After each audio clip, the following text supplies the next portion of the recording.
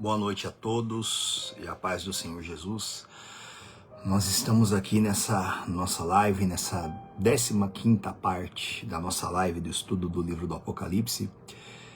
E eu quero começar já falando algo para você, que você já deve ter falado para alguém, ou você já deve ter ouvido de alguém.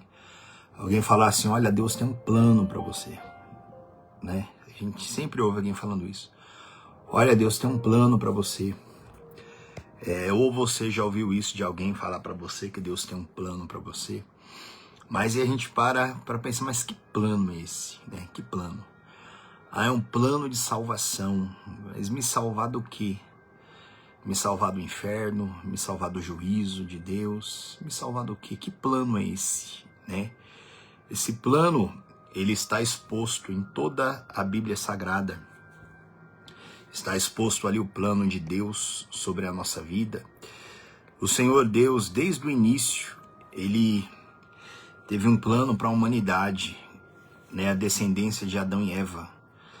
Adão foi feito, foi colocado num paraíso, e ali o Senhor iria conviver com ele e com toda a descendência dele para sempre, né? Mas esse plano foi adiado. Esse plano foi adiado porque Adão pecou, e ali foi criado ali uma descendência de Adão e Eva, uma descendência que vivia debaixo da morte, debaixo do pecado. Ali o mal, ele passou a reinar na terra. E aí passaram-se muitas gerações, e alguns homens agradaram a Deus, a exemplo de Enoque, depois Noé, e outros homens também que você encontra ali em Gênesis, né, logo ali no início. Até que Deus ele quis fazer do homem um povo para ele. E ali ele chama um homem chamado Abrão. E ele fez uma aliança com esse homem chamado Abrão, e depois o nome dele passou para Abraão. E de Abraão nasceu Isaac, e de Isaac nasceu Jacó, e Jacó teve o nome dele mudado para Israel. Jacó teve 14 filhos, né? Os 12 primeiros são as 12 tribos de Israel, e ele teve o 13º, chamado José. E quando José nasceu, ele foi enviado para o Egito na frente, para todo um plano de Deus. E depois o mundo caiu numa seca terrível, e Jacó, né, chamado de Israel, foi com cerca de 88 pessoas para o Egito, né, quando José era governador. E ali o povo de Deus passou muitos anos ali. Jacó morreu, José morreu, e ali passou-se muitos anos, e o povo ficou muitos centenas de anos ali no Egito, e o povo se esqueceu de Deus. E muitos anos depois, que eram cerca de 88 pessoas, agora eram mais de 3 milhões de pessoas no Egito. Só que Israel já tinha se esquecido de Deus.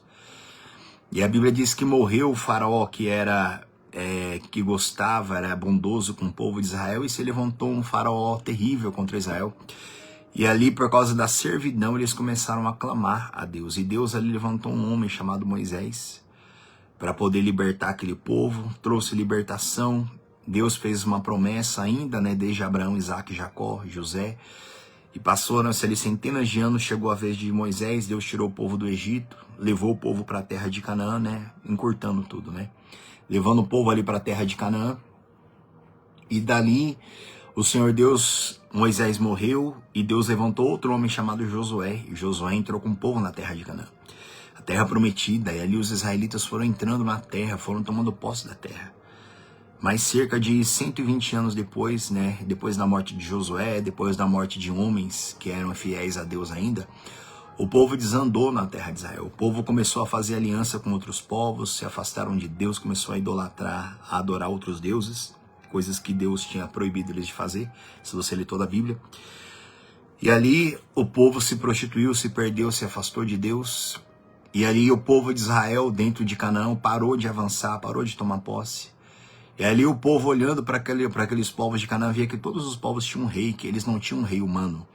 E eles começaram a pedir pro profeta da época, chamado Samuel, para que Deus levantasse um povo, para que Deus levantasse um rei. E ali Samuel ficou triste, foi falar com Deus, e Deus falou com Samuel: Samuel, o povo não está rejeitando você, o povo está me rejeitando. Deus nunca quis dar um rei, homem, para Israel, porque Deus era o próprio rei daquele povo. Mas o povo olhou para os outros povos e viu que cada povo tinha um homem como rei, quiseram a mesma coisa. Deus deu o primeiro rei para aquele povo, chamado Saul. Saul não permaneceu muito tempo no trono, reinado com a bênção de Deus, caiu, né? Depois veio o segundo rei de Israel, chamado Davi, um homem que Deus se agradou.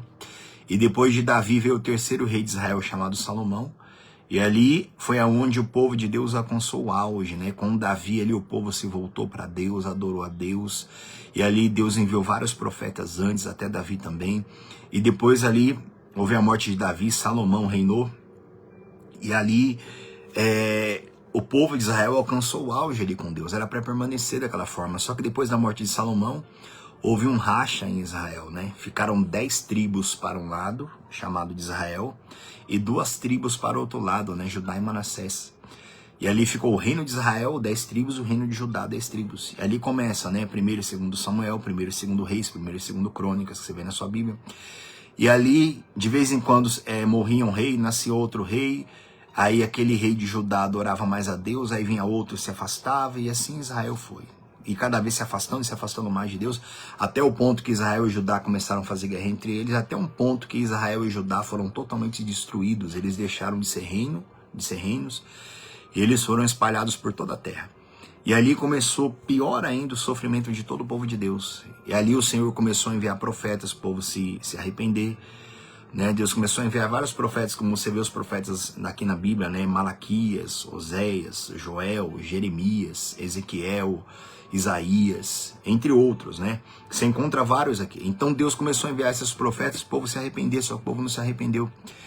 E ali, o plano que Deus tinha de ter um povo dele forte, transformado para que Deus habitasse com o povo dele aqui na terra, esse plano foi adiado, que começou lá com Adão.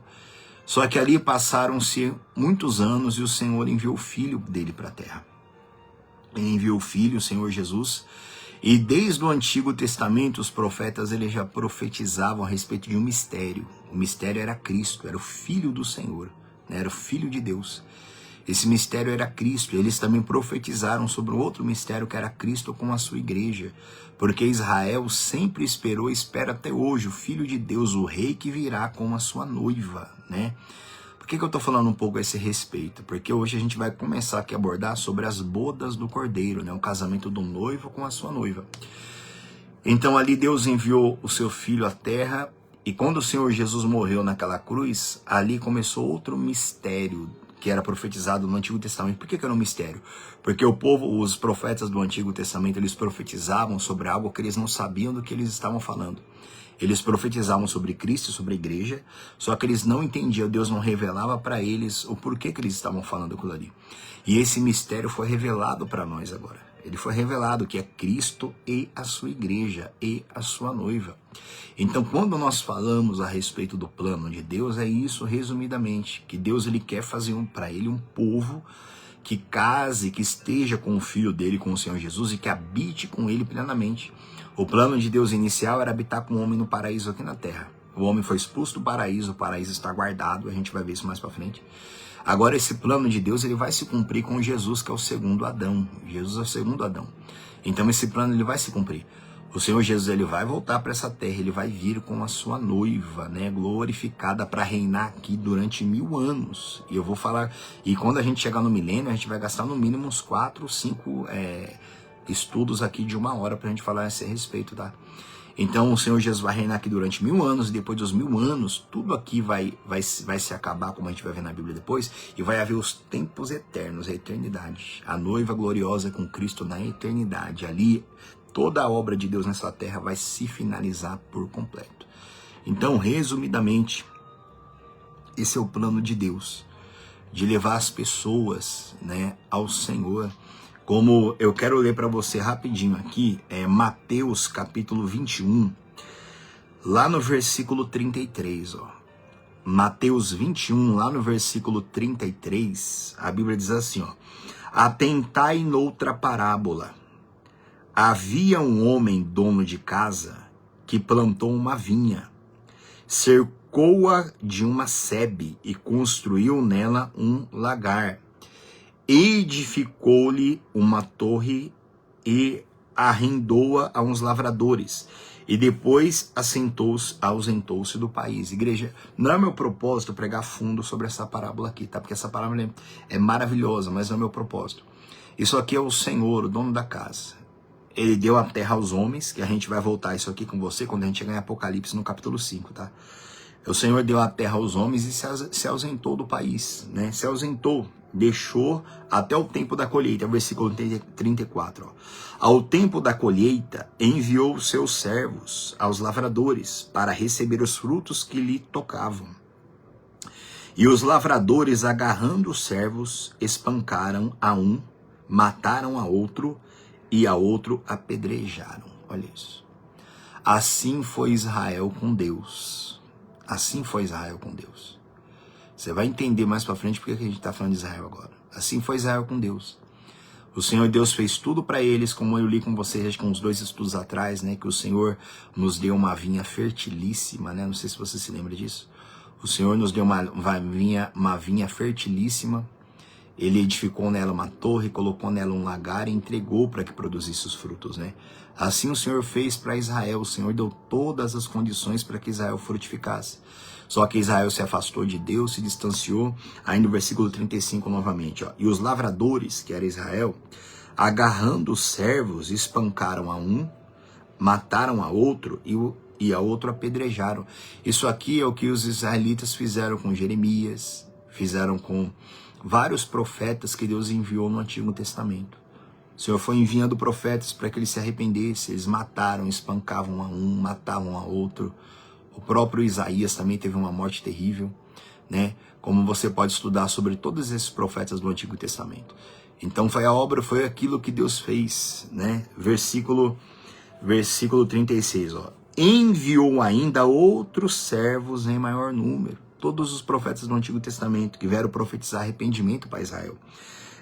Enviou ainda outros servos em maior número e trataram-nos da mesma sorte, do mesmo jeito.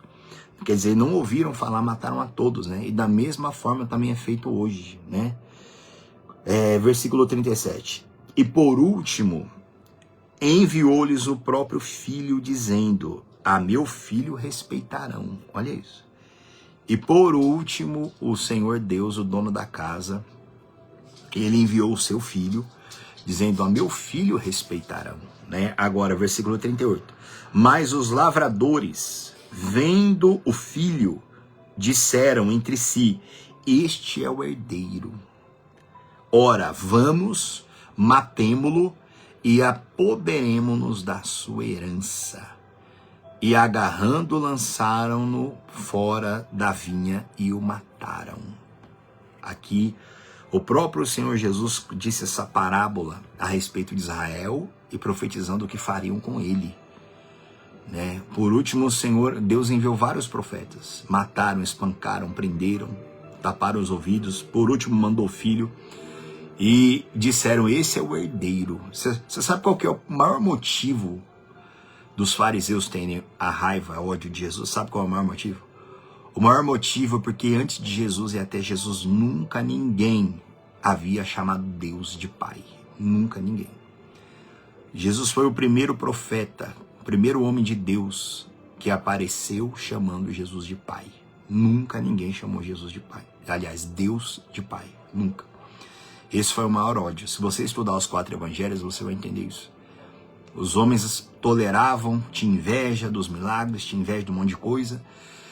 Mas quando se ouviu aquela voz no céu: esse é meu filho amado, ali cresceu uma inveja terrível no coração daqueles homens. Aí eles entenderam o que está escrito aqui no versículo 38, ó, Mateus 21, 38.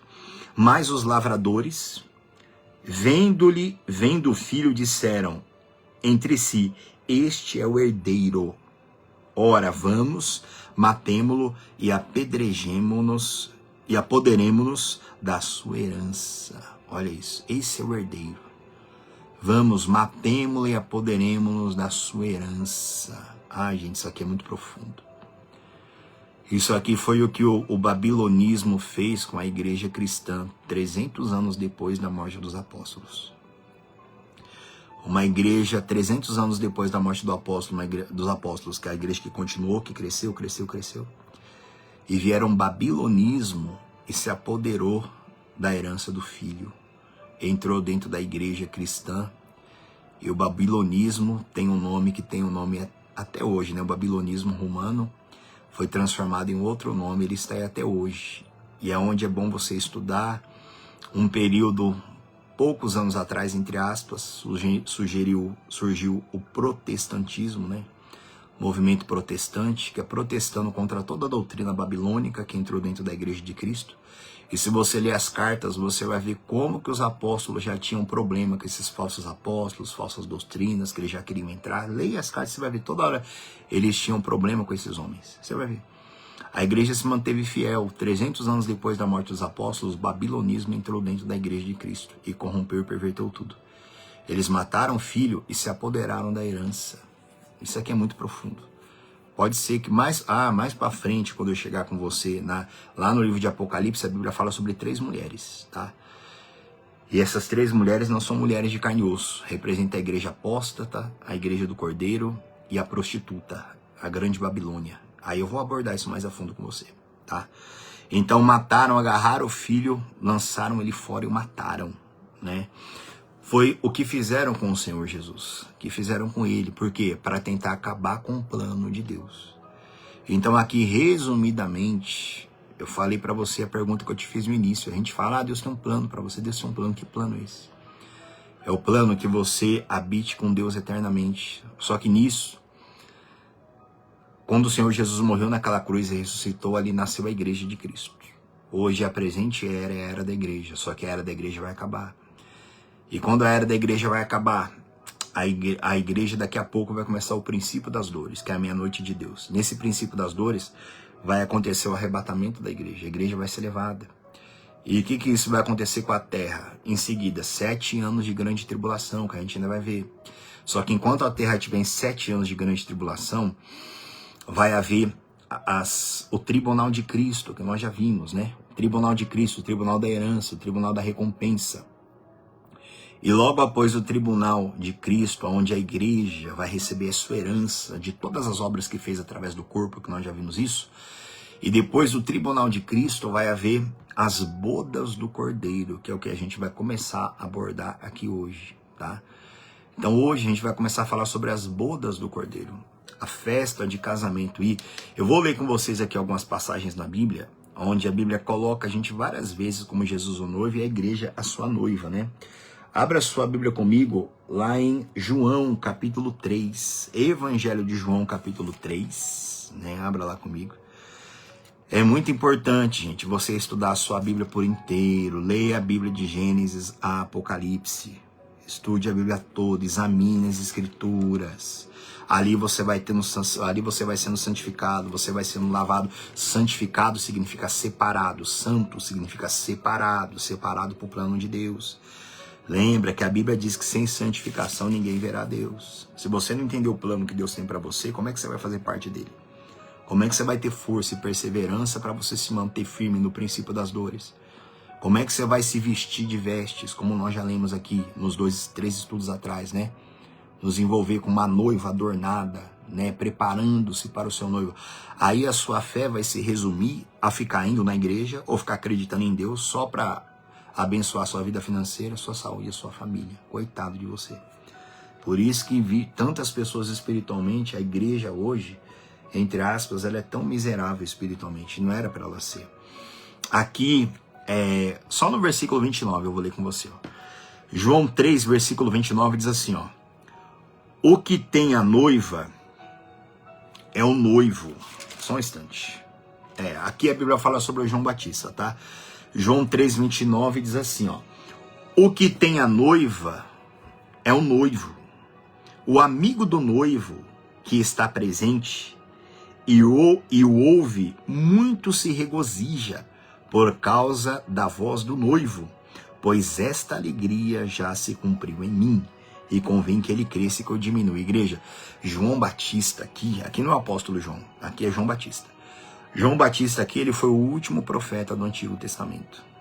Ele é amigo do noivo. Ele vai ser convidado. Existe as bodas do Cordeiro e existe a festa das bodas, tá? Que a gente vai abordar isso logo depois. João Batista, ele era amigo do noivo. Ele não era noivo. porque ele ainda fazia parte do Antigo Testamento, ele era o último profeta do Antigo Testamento. João Batista, como Israel não é noiva do Cordeiro. A noiva do Cordeiro é a igreja. Israel é o convidado para a festa das bodas. Você vai ver isso daí na Bíblia, tá? Não estou inventando nada para você não, tá? Você vai entender isso. Israel vai ser convidado, nos 7 anos da grande tribulação, Israel vai ser convidado para a festa das bodas, que vai ser 1000 anos, quando Cristo vai vir reinar nessa terra aqui. Tudo isso você encontra se você ler o livro de Apocalipse todo, tá? Então até a gente chegar lá, já vou explicando isso para você. Então, João Batista, ele fala assim, versículo 29, João 3, 29. Ele diz assim, ó: o que tem a noiva é o noivo.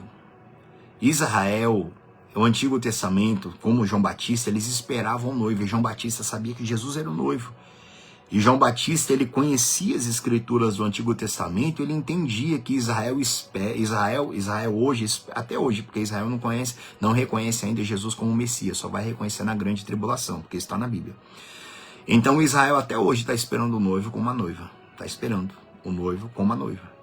Israel sabe que o noivo vai vir para resgatar Israel na grande tribulação do anticristo, ele sabe disso, porque isso está profetizado na Bíblia. Eles sabem disso, então eles estão esperando uma noiva com o noivo. Só que o João Batista, os olhos dele já reconheceram, quando ele viu Jesus, ele entendeu, eis ali o Cordeiro de Deus. Ele entendeu que Jesus era o Filho. Ele entendeu essa palavra, ele compreendeu tudo isso. Então ele falou, quem tem a noiva, ó, é o noivo. O amigo do noivo que está presente e o ouve, muito se regozija. O amigo do noivo era ele, João Batista, que era amigo de Jesus. Muito se regozija por causa da voz do noivo, pois esta alegria já se cumpriu em mim. Igreja, era a alegria que que João Batista, aliás, estava esperando para poder cumprir o ministério dele e ser levado aqui dessa terra. Era a alegria que ele estava precisando. Ele falou, eu que tenho a noiva é o noivo. João Batista nasceu no mesmo tempo que o Senhor Jesus, mas ele começou a pregar primeiro, ele começou o ministério dele primeiro. Igreja, ali João Batista, ele foi preparando o caminho para o noivo. Ele foi pregando a palavra, né? Já chamando a noiva, né? Mostrando o noivo. Ele foi tendo esse trabalho, foi fazendo essa obra, né? Por isso que Jesus falou que dos nascidos de mulher ninguém nasceu maior do que ele.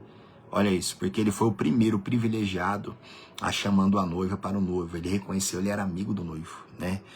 Olha que maravilha isso. Agora um outro trecho na Bíblia, Romanos capítulo 7. Vai lá, Romanos capítulo 7. Se você está chegando agora nessa live, gente, depois você assiste ela desde o começo, tá? Assiste ela desde o começo, para você entender um pouco do plano que Deus tem, gente. O plano de Deus não é só que você fique dentro da igreja lá não, orando para resolver problema não, gente, de jeito nenhum. O plano de Deus é que você receba o reino dele, a justiça dele. Romanos capítulo 7. Tá. Ó, Romanos capítulo 7, a Bíblia está falando sobre uma analogia do casamento. Está falando a respeito do casamento do homem com a mulher e está fazendo uma analogia para falar a respeito do casamento de Cristo com a sua igreja, tá? Eu vou ler só o versículo 4. Romanos 7:4 diz assim, ó: assim, meus irmãos, também vós morrestes relativamente para a lei toda do Antigo Testamento, por isso, por meio do corpo de Cristo, para pertencerdes a outro, a saber, aquele que ressuscitou dentre os mortos. Olha isso. Aqui o apóstolo Paulo está pregando aqui para o povo judeu, falando assim, olha, vocês morreram para a lei do Antigo Testamento. Vocês morreram e agora vocês estão unidos a outro, a saber que é o Senhor Jesus. Vamos ler de novo aqui, ó, versículo 4. Assim, meus irmãos, também vós morrestes relativamente à lei, por meio do corpo de Cristo, para pertencerdes a outros. Quer dizer, agora vocês não pertencem mais à lei, agora vocês pertencem a outro. Quem é esse outro? A saber, aquele que ressuscitou dentre os mortos, a fim de que frutifiquemos para Deus. Igreja, olha isso. Agora, versículo 5 também. Porque quando vivíamos segundo a carne, as paixões pecaminosas, postas em realce pela lei, operavam em nossos membros, a fim de frutificarmos para a carne. Ou seja, quando o povo de Israel vivia segundo a lei não salvava. A lei era uma condenação terrível que vinha sobre eles ali, porque eles não serviam ela de todo o coração. E a lei é algo muito profundo para poder entrar com ela aqui. Só falando com você em poucas palavras. Agora, o Senhor Jesus, ele veio. Então agora o povo de Israel, assim como nós estamos mortos para a lei.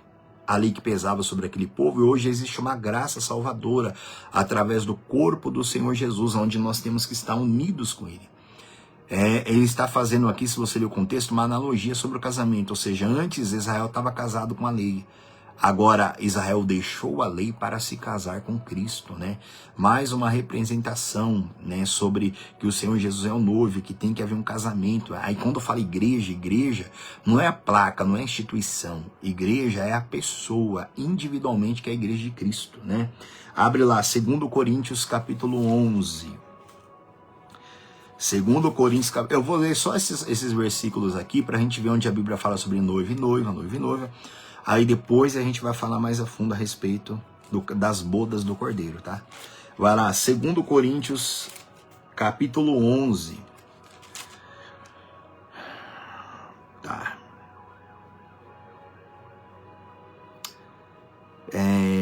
Versículo 2. 2 Coríntios 11, 2 diz assim, ó. Porque zelo por vós com zelo de Deus, o apóstolo dizendo, visto que vos tenho preparado para vos apresentar como virgem pura a um só esposo que é Cristo. Igreja, olha isso. O trabalho do apóstolo Paulo e dos outros apóstolos que zelavam pela igreja, zelavam para a igreja porque eles sabiam que eles estavam preparando para um noivo, que é Jesus, uma noiva. Eles sabiam disso. Eles estavam preparando, por isso eles tinham um zelo com o zelo de Deus. Ou seja, o zelo do pai, do noivo. Com o pai do noivo é o que provê tudo para a noiva. É o pai do noivo. Assim como o pai do noivo ama o noivo, que é Jesus, ele também ama a noiva. Ele ama a noiva, que também toma por filha dele. Ele deseja que a filha dele, que é a noiva, se case com o filho dele, com o noivo. Então esse zelo tem que ter no coração de cada sacerdote, como tinha no coração dos apóstolos aqui, né? Vamos ler de novo, versículo 3, ó. Porque zelo por vós com o zelo de Deus, visto que vos tenho preparado para vos apresentar como virgem pura a um só esposo, que é Cristo. Igreja, olha isso. A igreja, ela tem que se apresentar para Cristo como uma virgem pura, santificada, lavada pelo sangue, pelo Espírito Santo e pela palavra da verdade, né? Para apresentar para Ele, ser apresentada para Cristo como uma virgem pura a um só esposo, que é Cristo. A igreja não pode ter outros esposos, outros maridos, ou seja, o mundo, o diabo, Satanás, o pecado, a carne, por aí vai. É um só esposo. Agora o versículo 3, ó.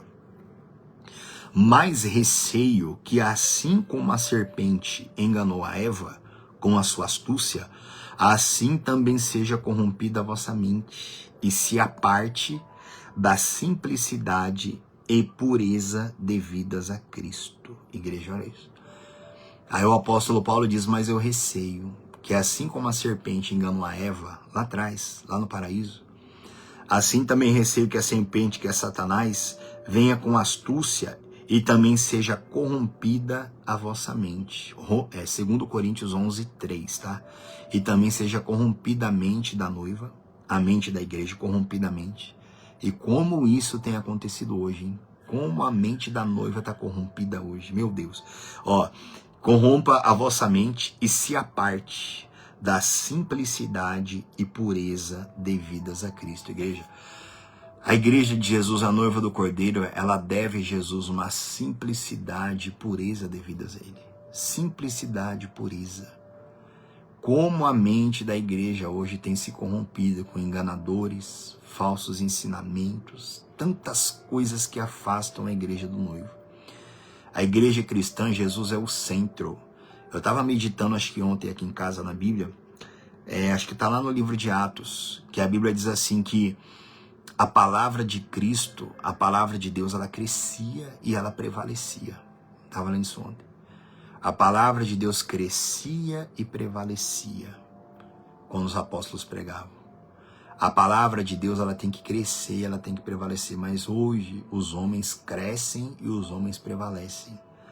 As pessoas deixam a palavra de canto e contam histórias, aparecem, mostram dons, mostram manifestação, mostram línguas estranhas, só que no pior sentido dessa palavra, isso tudo estranho mesmo, porque não vem de Deus.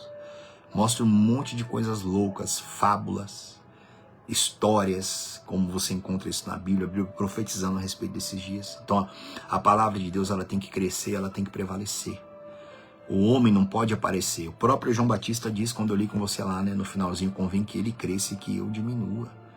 Né? Mas hoje os homens, eles querem aparecer, eles tiram Jesus, eles usam a palavra só para atrair, depois eles aparecem. Infelizmente, muitas pessoas gostam disso, né? Como eu disse para vocês, só existe enganador porque existem pessoas que querem ser enganadas. Por isso que os enganadores estão aí. Né? Porque a pessoa que ela rejeita a falsa doutrina, ela quer a verdade, ela nunca vai ter um enganador na vida dela, né?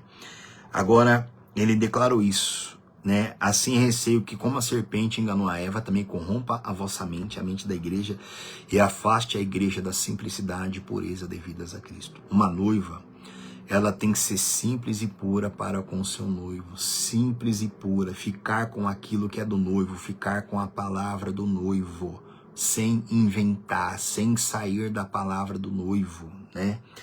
Vai lá, Efésios capítulo 5. Você está em 2 Coríntios, passa Gálatas, Efésios capítulo 5. Eu vou ler com vocês a partir do versículo 25, tá? Efésios 5, 25. Efésios 5, 25. A Bíblia diz assim, ó. Maridos, amai a vossa mulher, como também Cristo amou a igreja, e a si mesmo se entregou por ela, para que a santificasse, tendo-a purificado por meio da lavagem de água pela palavra. Olha isso, gente. Aqui a Bíblia fala sobre o casamento de homem e uma mulher, diz ao marido que ele tem que amar sua esposa como Cristo amou a igreja. O Senhor Jesus, ele a si mesmo, eu não vou falar sobre a função do marido homem aqui, eu vou falar sobre o modelo de Cristo para nós. O Senhor Jesus a si mesmo, ele se entregou por nós e ele lavou, versículo 26, para que a santificasse. Santificar, mais uma vez, é separar, é colocar à parte, é preparar para um propósito.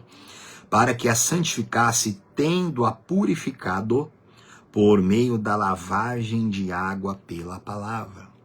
O Senhor Jesus, ele lavou a igreja, ele lava a igreja, ele purifica a igreja por meio da lavagem de água pela palavra. Lembra disso, Deus é puro, o Senhor Jesus é puro. E a noiva também tem que ser pura. Só que a noiva, ela tem que ser lavada pela lavagem da água pela palavra. É uma lavagem que tem que ser feita. Uma lavagem plena, profunda, né? Versículo 27, ó. Para a apresentar a si mesmo igreja gloriosa. Igreja, olha isso.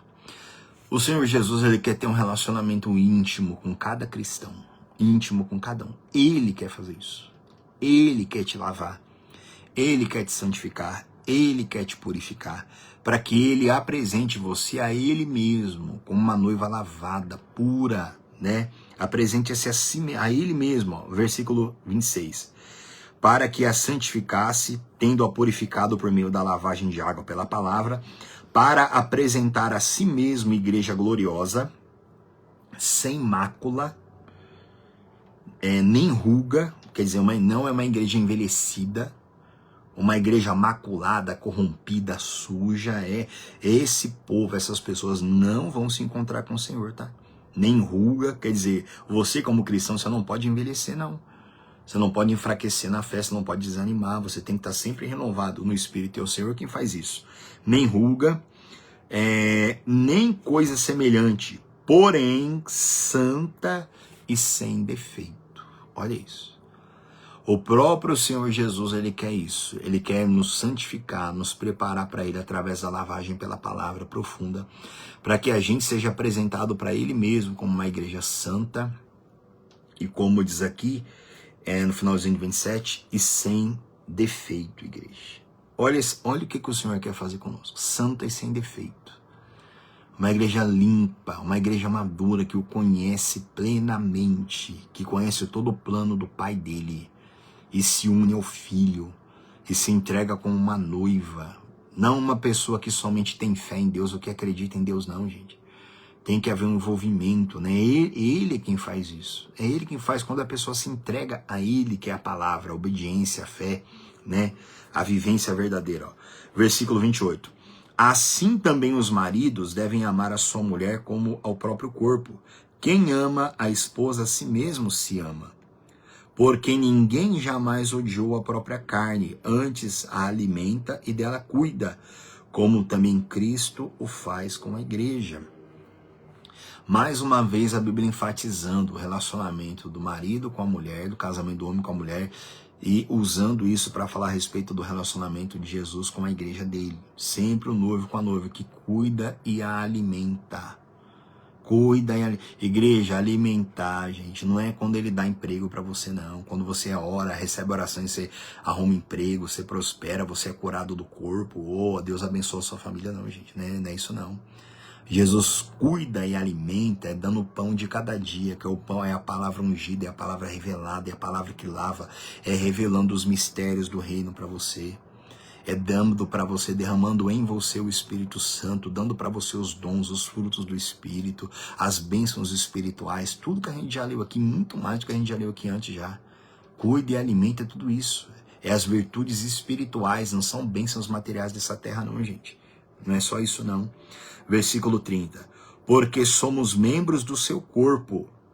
Eis porque deixará o homem a seu pai e sua mãe, e se unirá à sua mulher, e se tornarão os dois uma só carne. Grande é esse mistério, mas eu me refiro a Cristo e à igreja. Aqui o apóstolo Paulo ele faz isso, ele fala que o casamento, o homem tem que deixar o pai e a mãe se unir com sua esposa, os dois são uma só carne. Aí ele fala grande esse mistério, mas ele não está falando a respeito da relação íntima do homem com a mulher do casamento não. Ele está falando sobre a relação de Cristo com a igreja. Hoje, o ajuntamento de Cristo com a sua igreja, a santificação da noiva hoje para poder ter as bodas com o Cordeiro, depois do arrebatamento e do tribunal de Cristo. Aí a igreja vai estar ataviada, arrumada, gloriosa, com vestes novas, revestida como nós já lemos, com os seus adereços, com os seus adornos, que são os dons com as suas coroas, tudo isso para poder se apresentar nas bodas diante do noivo, né? Assim é o Senhor Jesus quer fazer conosco. Versículo 33. Ó. Não obstante, vós, cada um de per si, também ame a sua própria esposa como a si mesmo, e a esposa respeite ao seu marido. Aí ele dá uma instrução a respeito, que não é o foco de eu pregar isso para você hoje. Mas aqui é mais um trecho na Bíblia aqui que fala a respeito da igreja como uma noiva e Jesus como um noivo, né? Vai lá comigo. Apocalipse capítulo 21. Vai lá, Apocalipse capítulo 21, vamos ver lá. Apocalipse capítulo 21. Tá. Aqui na sua Bíblia deve ter um subtítulo que diz assim, um novo céu e a nova terra, né? Aí o apóstolo João diz assim, ó, vi novo céu e nova terra, pois o primeiro céu e a primeira terra passaram e o mar já não existe. Igreja, a gente vai chegar nesse ponto aqui mais pra frente, tá? A gente vai examinar cada versículo desse aqui mais pra frente, tá? Isso aqui é muito forte, ó. Só que eu não vou adentrar nisso com você hoje. Versículo 2. Vi também a cidade santa, a nova Jerusalém, que descia do céu, da parte de Deus, ataviada como noiva e adornada para o seu esposo. Olha isso. A gente vai chegar nesse trecho aqui, no capítulo 21, aqui é quando acabou a grande tribulação. Acabou a grande tribulação. Aqui, aliás, acabou a grande tribulação. Satanás vai ser solto novamente, vai ser derrotado, que eu vou chegar nesse trecho com você. Depois vai haver o juízo de Deus, o juízo do trono de Deus, que vai só para quem vai ser condenado ao lago de fogo para sempre. E ali o apóstolo João, ele olhou para o céu, ele viu aquela revelação. Ele viu a nova Jerusalém descendo do céu, ataviada como uma noiva para o seu esposo. Ali é a igreja gloriosa. Enquanto essa terra que vai pegar fogo na grande tribulação, a igreja gloriosa vai estar com o Senhor Jesus. O apóstolo João, ele viu isso. Ele viu também a nova Jerusalém, que vai descer do céu. A gente vai chegar nesse ponto, a gente vai entender isso muito mais para frente, tá? Deixa eu ver uma coisa aqui. Apocalipse, capítulo 22. Apocalipse, capítulo 22, está aí pertinho, no versículo 6. Apocalipse 22, lá no versículo 6, diz assim, ó. Disse-me ainda, essas palavras são fiéis e verdadeiras. O Senhor, o Deus dos espíritos dos profetas, enviou o seu anjo para mostrar aos seus servos as coisas que em breve devem acontecer. Jesus fala, eis que venho sem demora.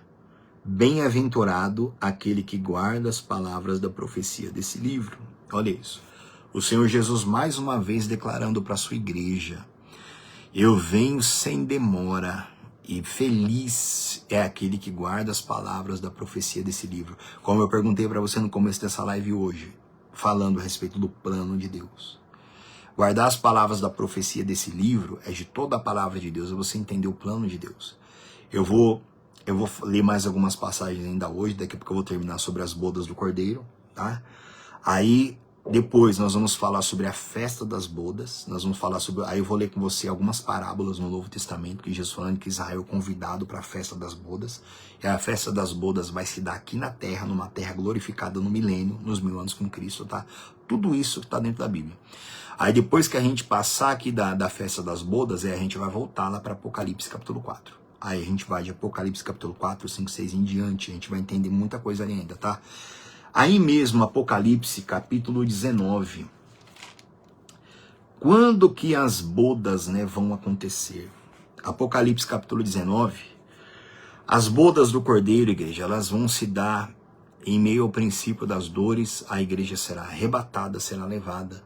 Ali vai haver o tribunal de Cristo, depois as bodas do Cordeiro. 7 anos de bodas do Cordeiro e tribunal de Cristo nos ares, nos céus, Agora, Apocalipse capítulo 19, ó, versículo 17, diz assim, ó. Versículo 7, aliás. Apocalipse 19, verso 7 diz assim, ó.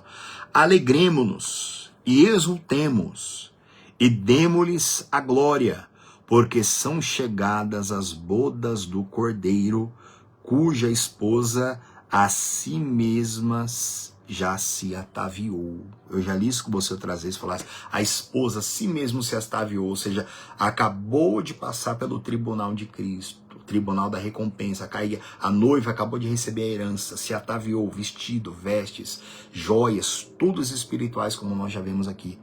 Se você ler depois na sua Bíblia, você vai ver que no capítulo 20 aqui, está escrito o subtítulo no capítulo 20, ó, a prisão de Satanás por 1000 anos e a primeira ressurreição. Aqui, quando eu chegar nesse ponto com você, no capítulo 20, aqui Jesus Cristo está vindo no capítulo 19, vai haver júbilo no céu, porque aqui no capítulo 19, Jesus Cristo voltando com a sua noiva, descendo, e aí Jesus vai reinar aqui nessa terra durante 1000 anos. Aí, gente, eu vou abrir tanta passagem com você na Bíblia aqui, que meu Deus do céu, no Antigo Testamento e no Novo, para te falar sobre essa promessa. Aí o diabo vai ser preso por 1000 anos, Satanás vai ser preso, o Senhor Jesus vai reinar aqui. Só que aqui no capítulo 19, no júbilo no céu, no versículo 7, o apóstolo João estava tendo essa revelação do futuro, e ele começou a ver no céu a noiva se preparando para vir com o noivo, porque a noiva já se ataviou. A noiva já estava vestida com o seu linho finíssimo, com a herança que ela buscou quando ela estava aqui nessa terra, como nós já explicamos isso para você, Aí vamos ler de novo o versículo 7. Alegremo-nos e exultemos e demos-lhes a glória, porque são chegadas as bodas do Cordeiro. Olha isso. São chegadas as bodas do Cordeiro, cuja esposa a si mesmo já se ataviou. Entenda bem isso. No capítulo 4, a noiva é arrebatada ao céu. No capítulo 5, 6 em diante, começa a grande tribulação. Aí a gente vai entrar na grande tribulação depois. Aí no capítulo 19 vai acabar os 7 anos da grande tribulação e o apóstolo João viu as bodas preparadas. Ele viu a noiva ataviada, versículo 8. Pois lhe foi dado vestir-se de linho finíssimo, que nós já vimos isso, resplandecente e puro, porque o linho finíssimo são os atos de justiça dos santos. Nós já vimos isso, que é o tribunal de Cristo. A noiva vestida com um linho finíssimo. Você, espiritualmente, você é uma noiva do Cordeiro. Você tem que se ver aqui, tá? Quando você lê essas passagens, você tem que se ver aqui, você tem que desejar estar aqui.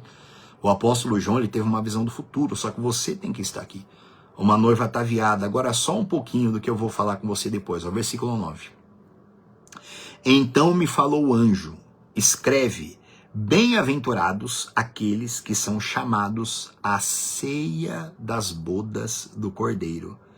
E acrescentou, são estas as verdadeiras palavras de Deus. Vamos ler só a primeira parte do versículo 9. Ó. Então me falou o anjo, escreve, bem-aventurados aqueles que são chamados à ceia das bodas do Cordeiro. Uma coisa é as bodas do Cordeiro. Quem é que vai participar? Jesus e a igreja. Agora vai existir a ceia das bodas. Quem são esses convidados, esses chamados? É Israel. E eu vou abordar isso com você provavelmente na segunda-feira, tá?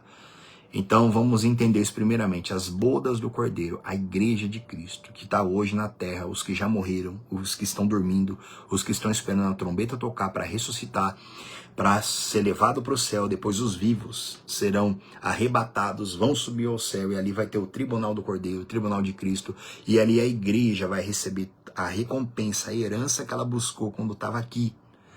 E ela vai se ataviar com suas vestes, com as suas joias, com as suas coroas, com tudo que a gente já viu, muito mais, tá? Vai se ataviar. E depois no versículo 9, o Espírito Santo diz isso, bem-aventurados aqueles que são chamados a ceia das bodas. A ceia das bodas vai ser um período de 1000 anos.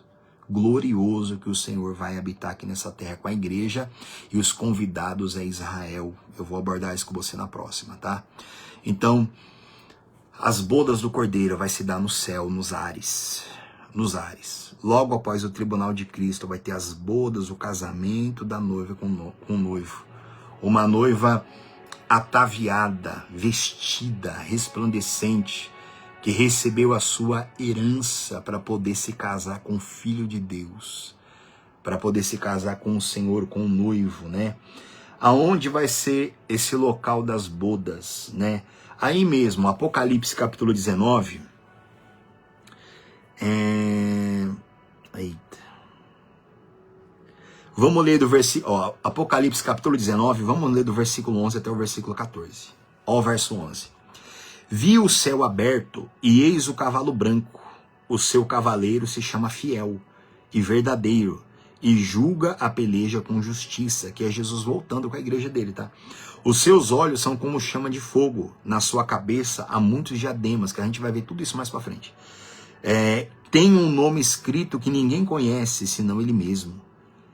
Está vestido com um manto tinto de sangue, e o seu nome se chama o Verbo de Deus, que é a palavra de Deus. Agora, verso 14.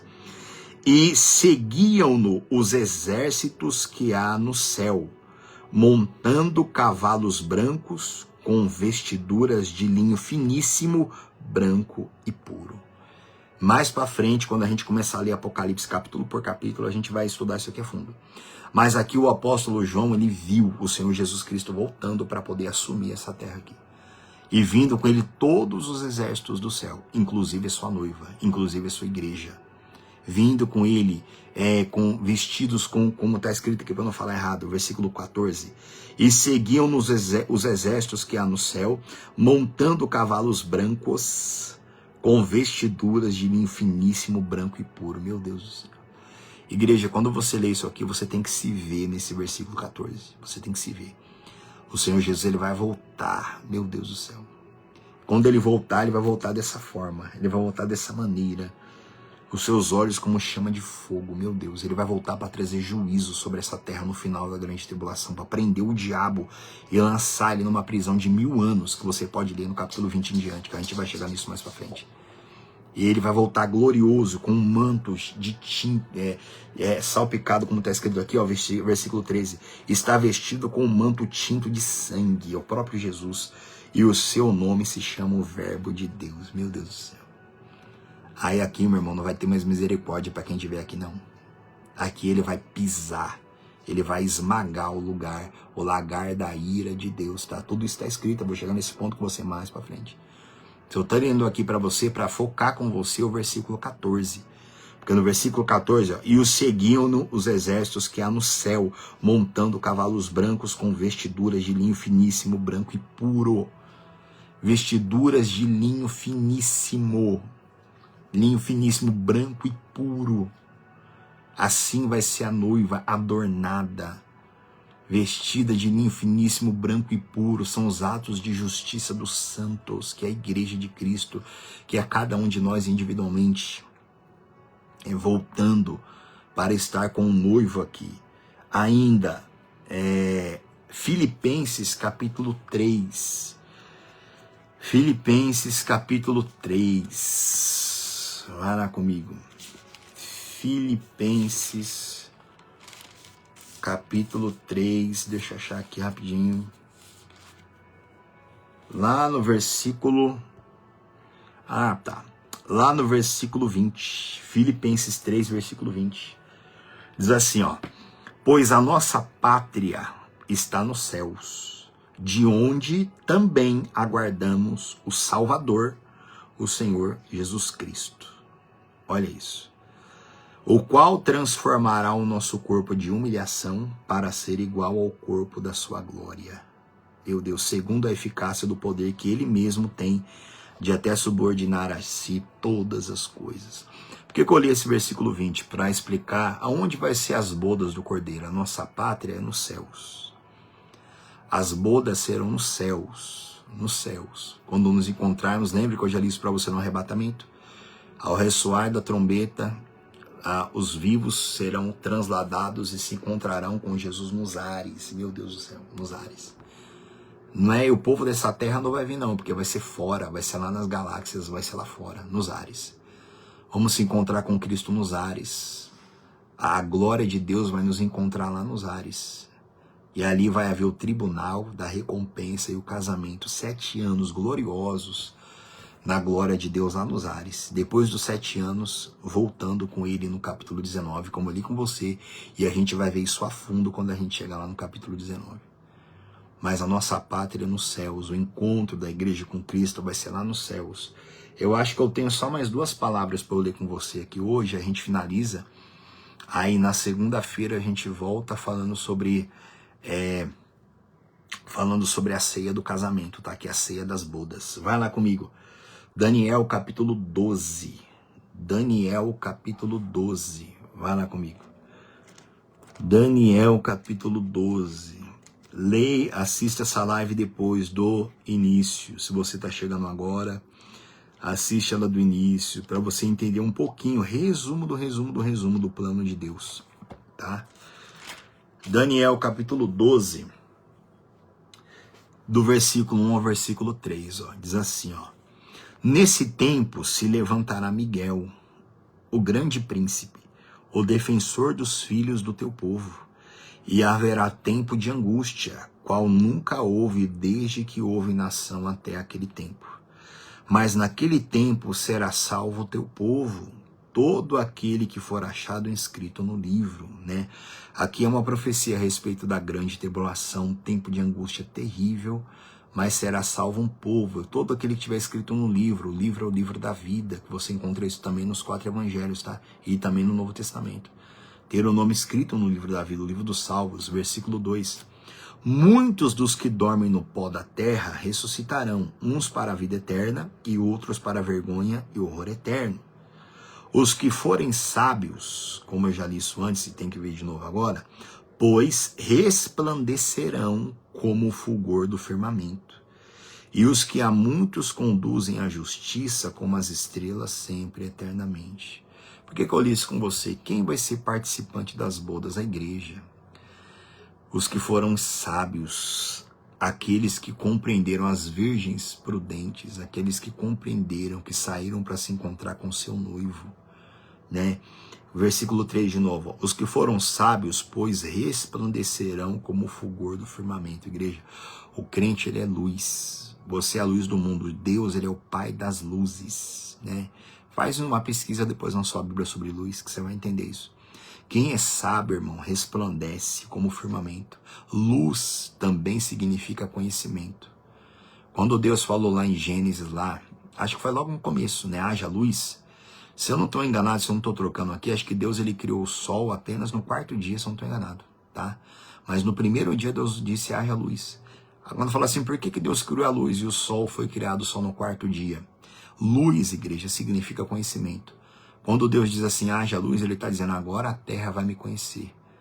Porque antes daquilo ali, Satanás havia caído nessa terra, ele tinha destruído tudo, só havia trevas sobre essa terra aqui. E o Espírito Santo pairava aqui sobre a face do abismo, né? Então, quando Deus falou, haja luz, ele foi restaurando a terra, ele foi restaurando também todo o universo. Luz significa conhecimento. Quando a Bíblia fala aqui que os sábios resplandecerão, o sábio hoje ele se enche de conhecimento.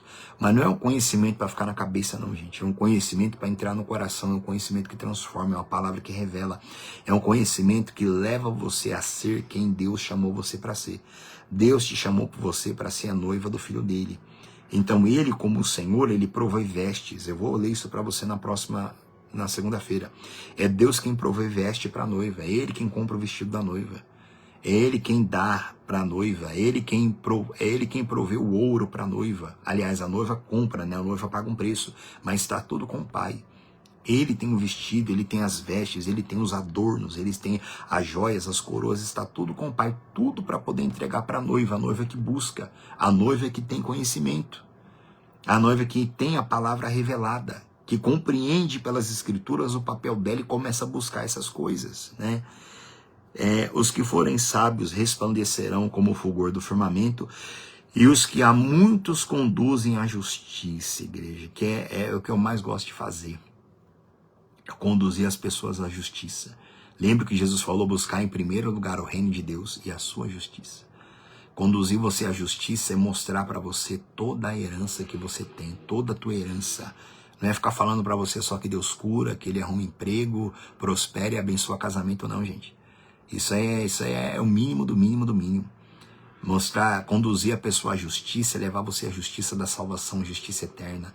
A receber a maior herança que existe, que é receber o Espírito Santo, é ser lavado, é ser transformado, é receber as bênçãos espirituais. Conduzir a justiça é trazer a revelação de toda a Escritura, toda a palavra. E isso só vai enriquecendo a pessoa espiritualmente, né? Como os que a muitos conduzem à justiça, como as estrelas sempre eternamente.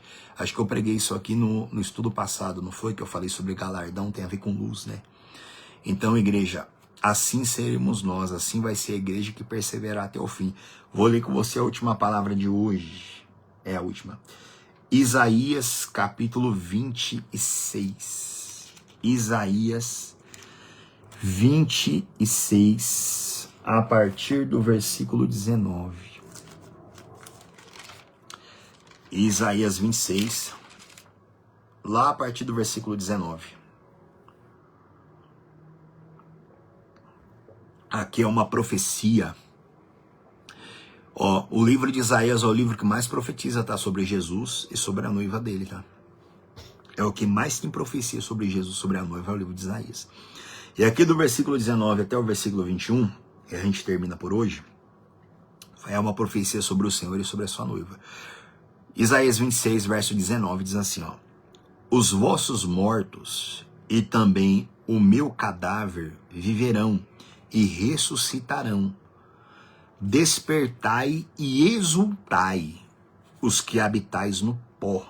Assim vai ser a igreja, os mortos que estiverem dormindo, né, que vão ressuscitar e vão ressuscitar glorificando a Deus, porque quem morre em Cristo, irmão, está dormindo, como eu já disse, mas está uma ardente esperança de ouvir a trombeta constante para poder dar início a todo o plano de Deus, né, que é o tribunal, as bodas, voltar para os 1000 anos, viver depois dos tempos eternos para sempre com Deus na eternidade nos céus, que meu Deus do céu.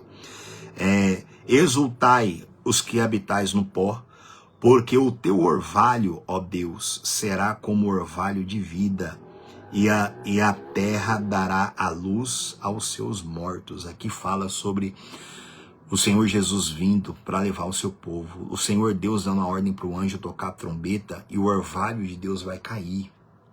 e vai ressuscitar os mortos, e os vivos também serão levados. Versículo 20, ó.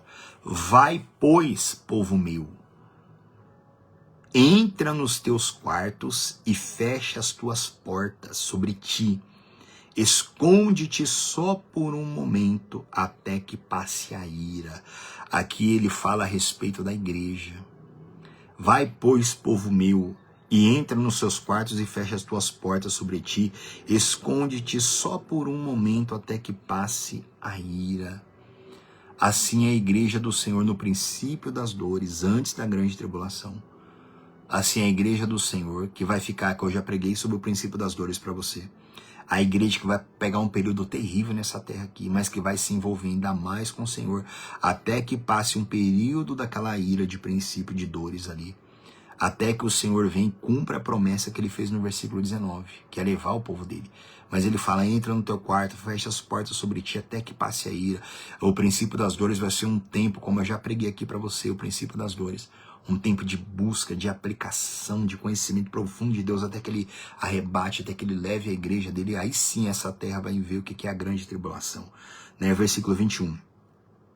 Pois eis que o Senhor sai do seu lugar para castigar a iniquidade dos moradores da terra. A terra descobrirá o sangue que embebeu, e já não encobrirá aqueles que foram mortos. Aí aqui é a grande tribulação, a ira de Deus. Aí o Senhor vai trazer toda a ira dele, como eu vou começar a ler com vocês no Apocalipse capítulo 6. Então, gente, segunda-feira às 10 horas eu vou entrar com você a respeito da ceia das bodas. A gente vai ver quem são os convidados da ceia, que é Israel. E acho que na segunda-feira mesmo a gente já termina. Aí na quarta-feira eu volto com vocês lá em Apocalipse capítulo 4. Aí a gente vai seguir em Apocalipse capítulo 4 em diante, até o último capítulo ali. Então, igreja, depois você assiste de novo essa live, escreve aí num caderno, veja um pouquinho os pontos que nós vimos aqui, para você entender um pouco melhor do plano de Deus. E te dou esse conselho, leia a Bíblia toda, gente. Leia a Bíblia de Gênesis, Apocalipse. Mas seja determinado, vai estudando, não é ler por ler, examina as escrituras, tenha uma vida de oração, pede para o Espírito Santo te iluminar a cada dia. Faz isso, gente, faz isso. O nosso modelo de igreja hoje é fast food. É tudo coisa rápida, ler um versículo, bababá, bababá. Jesus falou, ide por todo mundo e fazer discípulos. Um discípulo, ele tem prazer com a palavra. O discípulo, ele dedica tempo à palavra, ele passa a ter amor da palavra nele. Jesus falou lá em João, lembra? Aquele que não ama a minha palavra, esse não me ama. Aquele que guarda a minha palavra, esse me ama. Então, igreja, se dedica a isso, se humilha para Deus, vai jejuar, vai orar. Talvez você fale assim, olha, eu não consigo estudar muito a Bíblia. Isso é carne, isso é carne. Você tem que matar a tua carne. Você tem que ir mais além. Sabe, vai se dedicando, vai amando. Você tem que chorar para Deus, você tem que chorar na humilhação, na oração. Não é ficar só chorando quando tem um problema na sua família, não, gente. Você tem que chorar, Senhor, me dá amor pela palavra. Está escrito lá em Romanos que o amor de Deus é derramado em nosso coração pelo Espírito Santo. É o Espírito Santo quem vai dar amor por você, pelo Filho, que é a palavra. Só que você tem que se humilhar, você tem que buscar, você tem que bater na porta. Jesus não falou, todo aquele que bate a porta se abre? Essa porta é a palavra, é a porta, Jesus é a porta do aprisco, é a porta do reino de Deus. Então essa porta tem que se abrir para você entrar por ela. Tá, gente? Então guarde essa palavra. Nós vamos ficar por aqui hoje, tá bom? Quero já mandar um abraço para todos, né, que falaram conosco aqui, Dona Anaildes, Dona Cristina, Alice Silva, seu Júlio, Deus abençoe seu Júlio, a Verina, Dona Verina Barbosa, Dona Lisete e Dona Maria José dos Anjos, né? O seu José, seu José tá meio preguiçoso, hein? Dona Maria, Verina, seu Júlio novamente aqui. Tantos outros aqui, tá? Um grande... Dona Glória Tavares sempre tá aqui com a gente também, tá bom? Grande abraço para todos vocês, tá? Guarda essa palavra no coração em nome de Jesus e se você achar que deve, compartilha com alguém, né? Compartilha com alguém e a pessoa vai... Gente, a Bíblia diz que quantas pessoas vão se lamentar quando o Senhor Jesus voltar? Vão se lamentar porque as pessoas só se lamentam de algo que perde. E infelizmente muita gente na igreja vai se lamentar quando o Senhor vir para cumprir a promessa dele, porque muitos vão ficar do lado de fora e muitos não vão receber absolutamente nada. Por quê? Porque desprezaram o Filho de Deus, desprezaram tudo, o conhecimento do Senhor, tá? Guarda no seu coração. Grande abraço para vocês. Amanhã é domingo, estejamos na igreja em nome de Jesus, tá? Deus abençoe, fiquem na paz em nome de Jesus. Até segunda-feira, se Deus quiser.